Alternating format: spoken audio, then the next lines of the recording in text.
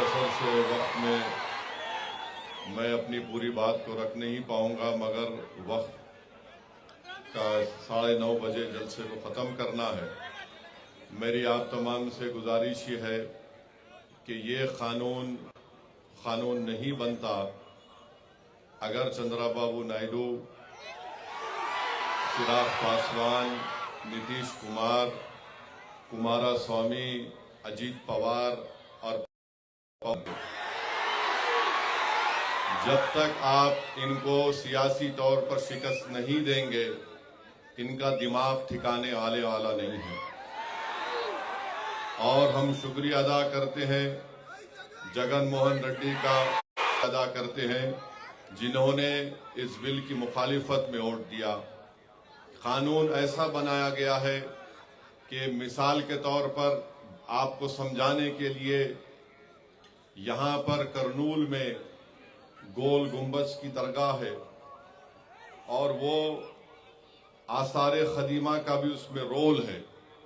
अब जब से ये कानून बन चुका है, वक्फ बोर्ड उसका मालिक नहीं है, ASI उसका मालिक बन चुका है।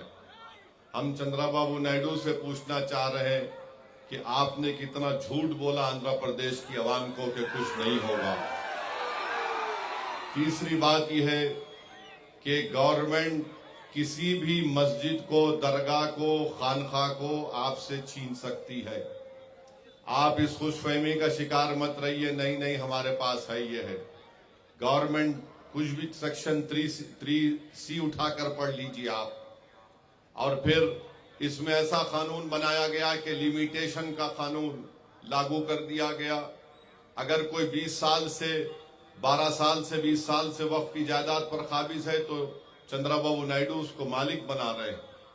हम चंद्राबाबू नायडू से पूछना चाह रहे हैं, आपकी एक तरकारी की दुकान है हेरिटेज के नाम से,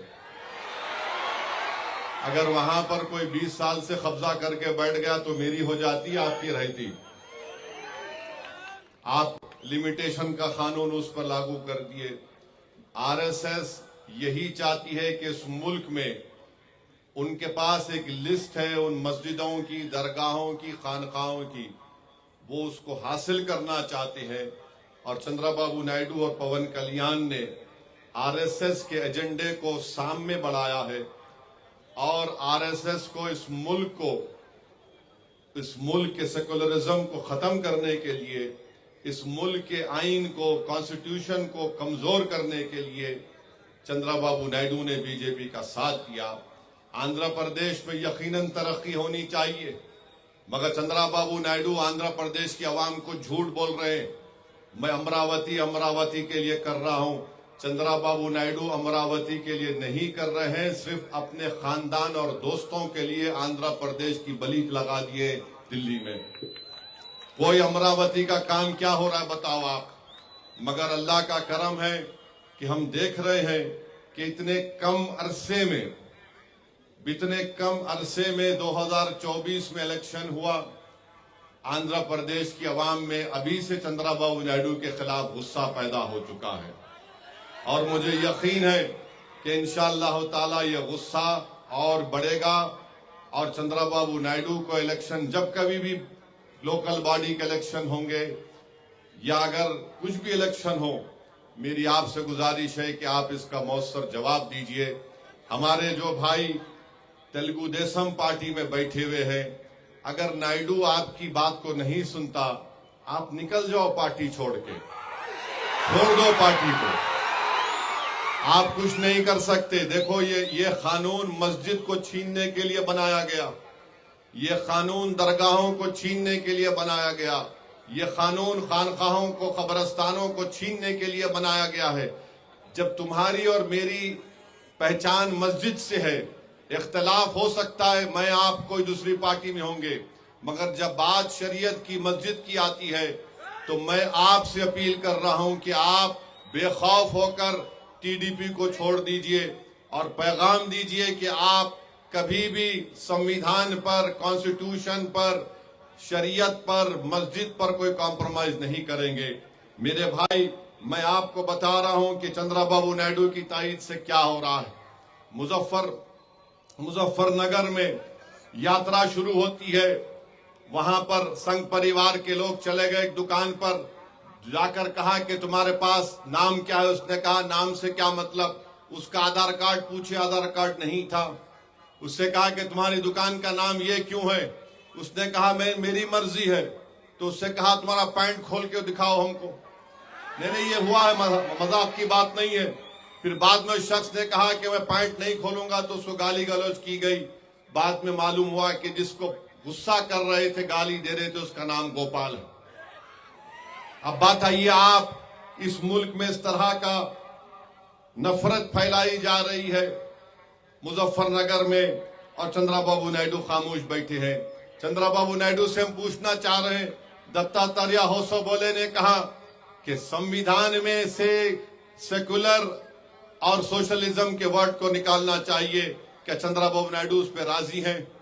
अगर राजी नहीं है तो चंद्रबाबू नायडू को पब्लिकली कंडेम करना चाहिए दत्तात्रेय होसबोले के बयान को, कि बेसिक स्ट्रक्चर का हिस्सा है हमारे संविधान का।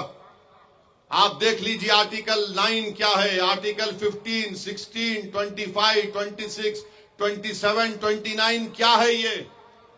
और फिर वोटर लिस्ट में नाम को भी मजहब के नाम पर से नहीं निकाला जा सकता। आज चंद्रबाबू नायडू उसकी भी तायीद कर रहे हैं। मैं आपके सामने बता रहा हूं आखिरी बात, महाराष्ट्र में बीजेपी की सरकार है। नायडू जाकर फडणवीस से बड़े गले मिले, पप्पियां लिए थे उसको। वहां पर क्या हुआ, वहां पर मीरा रोड में नया नगर में 7 बंगालियों को पकड़ लिया गया। एक का नाम महबूब और शमीम खान था, कंस्ट्रक्शन वर्कर थे, थाना डिस्ट्रिक्ट में पकड़ लिए। उसके बाद और 3 को पकड़ लिए। उसके बाद मियां बीवी को पकड़ लिए, फजल, मदल और तस्लीमा को। इनको पुलिस ने इनका आधार कार्ड देखा, बोले कि नहीं तुम बांग्लादेश के हो। उसने कहा मुर्शिदाबाद का हूं, बोले नहीं।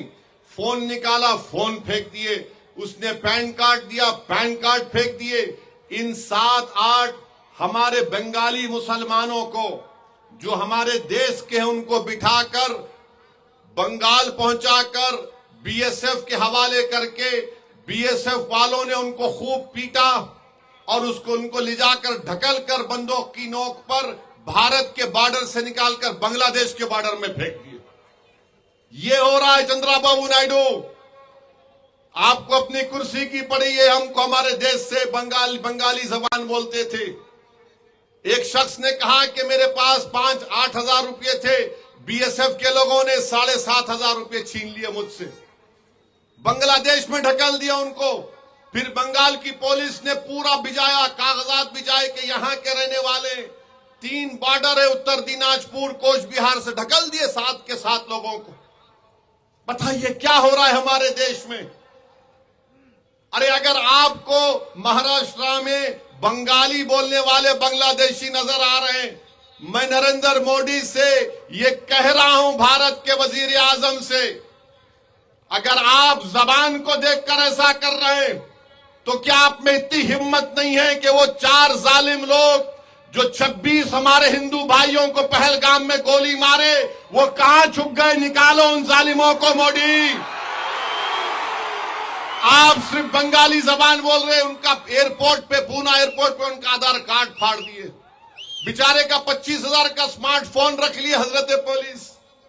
आप बताइए क्या हो रहा है हमारे देश में।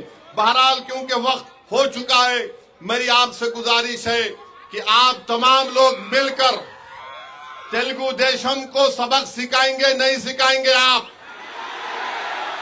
पवन कल्याण को बताएंगे कि सुपरस्टार आप है। आप बहुत ये जो आज उनको हजारों की तादाद में वहां पर मार दिया गया, अल्लाह उन फलस्तीनियों को भी सलामत रखे। अस्सलाम वालेकुम व रहमतुल्लाहि व बरकातहू।